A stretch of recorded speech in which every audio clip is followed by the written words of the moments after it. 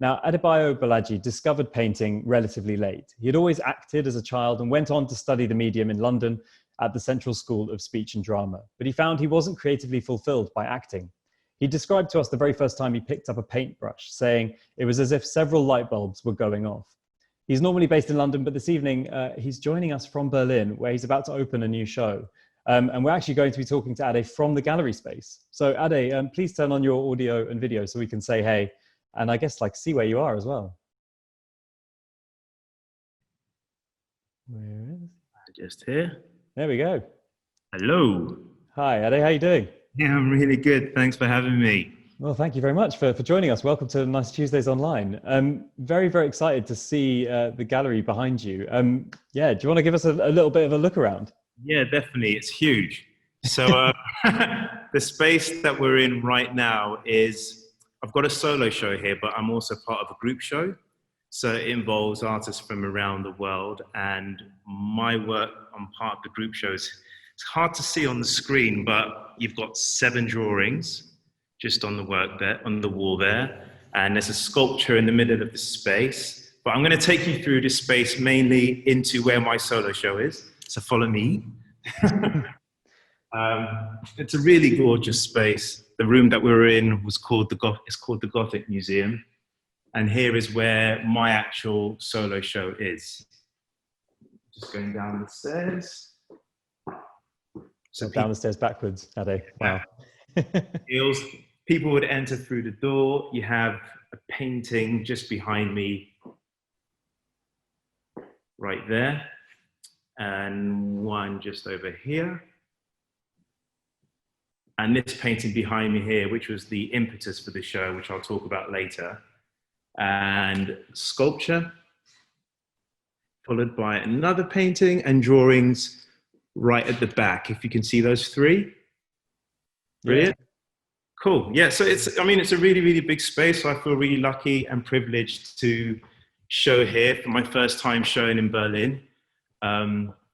So yeah, that's a quick tour if you saw any of that. I think that's definitely a Nicer Tuesdays first. I don't think we've ever had a kind of gallery tour to start the event, which is amazing. Thanks so much for that. I think you're now going to kind of present from your screen and talk us through a few pieces of work. So I'm going to kind of duck away and leave you to it. But sure. Everyone watching, if you have any questions for Ade, please put them in that Q&A tab, and I'll try and get round to them after the talk. Definitely. Thank you so much, Matt. Cheers. Hello, everyone. And I don't know how many people are watching. I'm going to assume thousands. Yeah, thank you for watching tonight. I'm speaking from Gallery Kremers in Berlin. And I was just thinking about talking about my show. But in talking about my show, I wanted to find something that was relevant, because I don't want to assume that everybody who's watching knows anything particularly about art or has even gone to a gallery to look at art. So I've got reflections on my Berlin show, and the title of the show is called Between Two Worlds. And for some of you who may go to a gallery, you're probably used to seeing the title of a show, and then they've got text on the wall kind of telling you what that show is about. And sometimes that can be encouraging or that can be off-putting. And for me, I don't really like to impose ideas. And speaking of imposing ideas, I'm going to talk about how I come up with a show title and what that show title means in relations to the works that I choose. So there's a picture of me trying to look like an artist in my studio, if you will. And this is my studio in Croydon in London. I'm based in Southeast. I'm lucky to have quite a big space to work. As Matt was saying, my background is acting. I grew up as a child actor and then detoured off into studying law and then coming back to finding who I am really as a visual artist. So I guess my work is always speaking about the individual and trying to be honest with ourselves. And I don't know, I have a phrase which I will mention later in the talk about everyone sometimes trying to talk about society or fix society, maybe through their art or preaching a kind of message. Whereas for me, I'm always interested in us because we make up society. So speaking about Between Two Worlds, title of the show. So in putting together the show, you can see the picture on the right, or yeah, that would be your right part of the screen. That was the installation shot of the works being hung in the gallery. I wanted to, in order to get the title of the show, I didn't want to, like I said, I didn't want to impose an idea. So luckily I had one piece already created, and I started from that piece, which led on to why the show was called Between Two Worlds, and how I would even go on to create the other pieces for the show. So here I've put, when choosing a title, let the work lead, do not impose. And what I mean is that I come into a creative space and I start with play. So I don't necessarily know what I'm going to paint. I don't necessarily come in with confined ideas. I kind of let the work lead. And this was, the title of this painting is called The Crossover, which is about an individual who is at a crossroads in their life. The individual has a staff in the hand, and there's a bird on what looks like a kind of tree. And to give you some insight into the meaning of this piece, the bird kind of represents higher vision and a perspective that sees more than the individual. So this person is being led and being guided by something that has a greater vision, like a spiritual being, God, higher power, it's been led. And so because I had this painting at first called The Crossover, I thought, okay, is this talking about me? Is this talking about us when we are kind of coming into something new and when we are coming into change? And how do we decide that? Do we decide that for ourselves, or is that more kind of influenced by what other people think? Moving on, in line with that, I've got a piece of sculpture that I made in the show, and this is called Woolly, which means prophet. And so it led me on to another question, and that question being the artist as medium. So we're still dealing with this idea of someone in between two worlds. A prophet is someone who hears from above, something spiritual, and is a mouthpiece for other people. So a prophet is someone who is in between. So I'm still carrying on this idea of the importance of the individual and what lies on the other side of us. It's something important to me because I feel it's very easy for us as individuals to kind of give weight to everything that's outside ourselves rather than trying to deal with what's going on inside us. And not from a kind of egotistical point of view or self-indulgent point of view, but more from a kind of point of view where when you allow space, when you deal with your own thoughts and your own feelings, you allow space for other people. I think so. And so with that, I made these two paintings. Now, these two paintings were made at the same time. And as I said earlier on, that when I'm making work, especially if I'm building work for a show, I kind of like to make more than one painting at the same time. The reason being because I have a theatrical background and I also direct for theatre. For me, it's kind of like composing a show, kind of like directing people. And I feel that one piece helps me inform how the other piece should work. So the piece on the left with the figure going like this, that's got a kind of Egyptian feel, is called Commander of the Seas. And the piece on the right is called The Visitation. You might probably think, why does his paintings look like that? He uses a lot of color, the kind of gestural lines.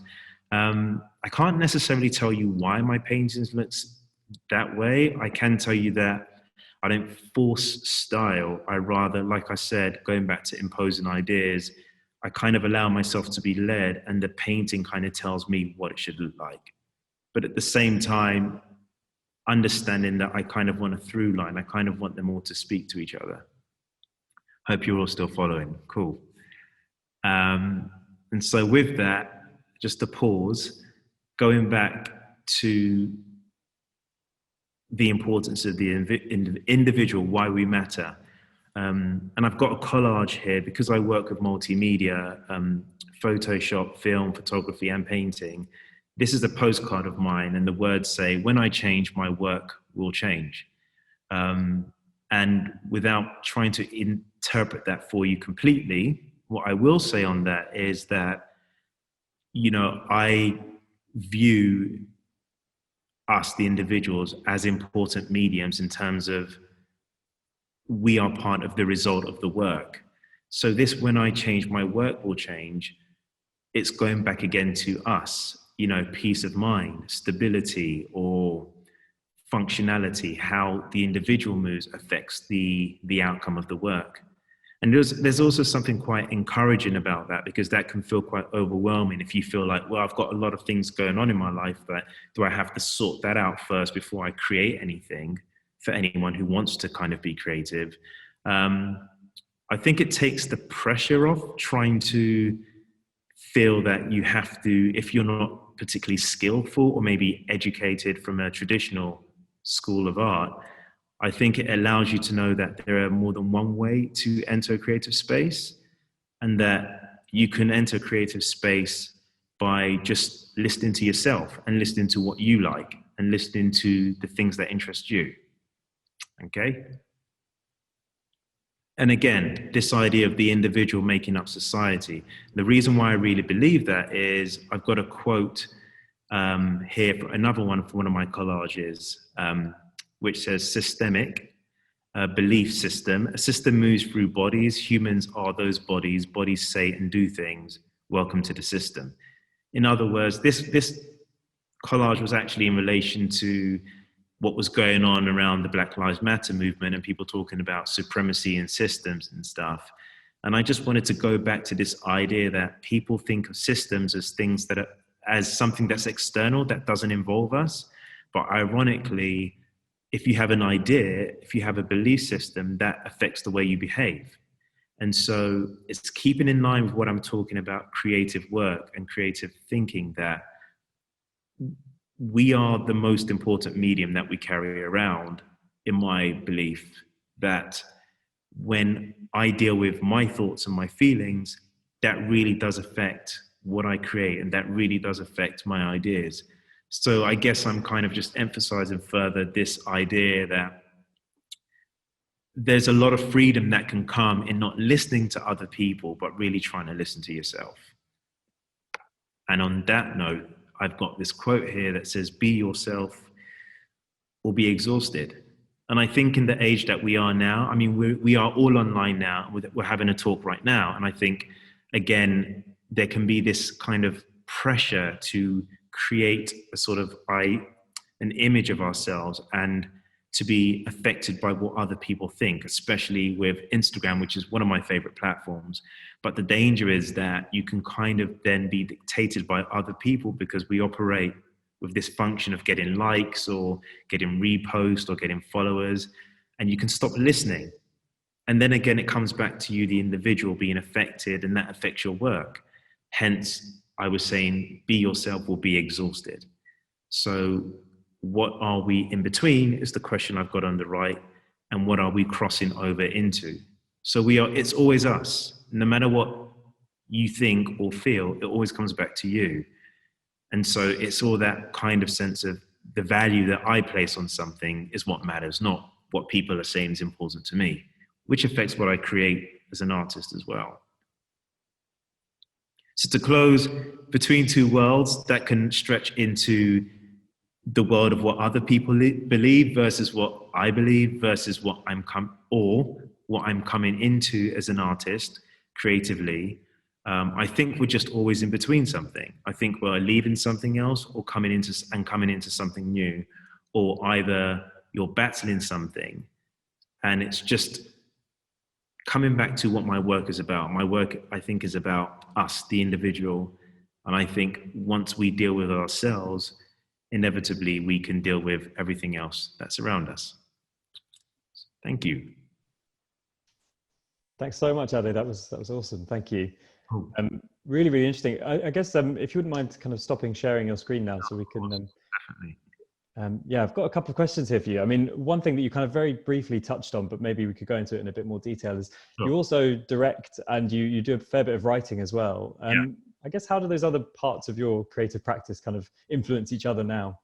Do you know what? The thing is that every craft has principles, you know. So if I'm directing, I'm operating according to traditionally a script. And so then I have to think about plotting, storytelling, and that deals with composition. And then if I'm acting as well, I'm also thinking about a character's beginning, middle, and end. So you're always having these principles that cross over. And then so if I'm thinking about a painting, I'm still operating within a given space. Like an actor might operate within the space of a stage, or a director within the lens. So even though the mediums are kind of different, the principles, if you understand them and see them, they still cross over. Right. And so then, because I have a good appreciation for each art form, I allow those principles to, yeah, have harmony and complement each other. Amazing. Yeah. No, you're a real polymath, creative polymath. Really? Just one last question. I guess you mentioned there that your kind of, yeah, your style in painting has kind of, you let the work speak for itself, I think, and that Yeah. kind of leads you. Yeah. Has your style developed or evolved over time though? I mean, I'm thinking, you know, you've got the paint, those works that are much more painterly, and then some that are much more multimedia. That's Has right. it kind of developed over time like that? Yeah, definitely. I think I work organically without trying to sound pretentious. I think anything that's organic has its own, it's just naturally going to grow. I think, yeah, I think by virtue of continuously being around art, exposing myself to more things, and continuing as a visual artist, I'm naturally either being influenced or just learning new things. And I don't want to stay within, even though painting is at the helm of it, I think what, for me, art is about curiosity. So I think if you're staying curious, you're constantly going to be evolving. I think that's the key. Like children, to be constantly curious, then inevitably your work evolves. Absolutely. Ade, I'm afraid we're going to have to leave it there, but thanks No so worries. much for joining us, and Thank you. huge congratulations on the show. Yeah, it looks Thank you. amazing. Thank you so much. All right. Awesome.